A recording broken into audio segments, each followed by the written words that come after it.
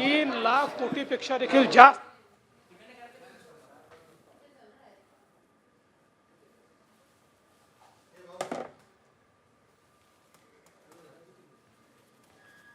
सुरी अनियमित सुरी कृषी विभागातील काही अनियमित माजी कृषी मंत्र्यांवर आरोप होत आहे, त्या संदर्भात सरकार काही गांभीर्याने घेत असं आहे की आमच्याकडे कोणीही तक्रार केली तरी त्या तक्रारीची आम्ही चौकशी करत असतो. त्यामुळे तशा प्रकारची चौकशी आम्ही करतो आहोत. मात्र तक्रार झाली म्हणजे अनियमितता झाली असं म्हणण्याचं कारण नाही आहे.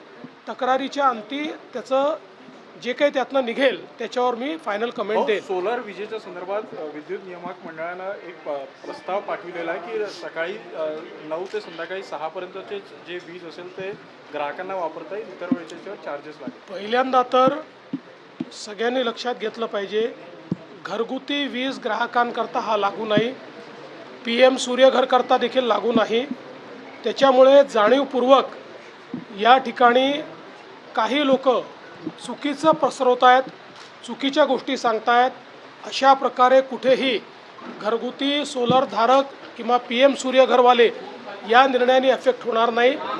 या उलट काही इंडस्ट्री ज्या एक्सेस वीज आमच्याकडे आता तयार ज्यावेळेस होणार आहे त्यावेळी ते एक्सेस वीज जर ते वापरतील तर त्यातनं जो काही पैसा आहे तो राज्याच्या युटिलिटीला मिळाला पाहिजे, या दृष्टीनं हे प्रपोजल तयार करण्यात आलेलं आहे.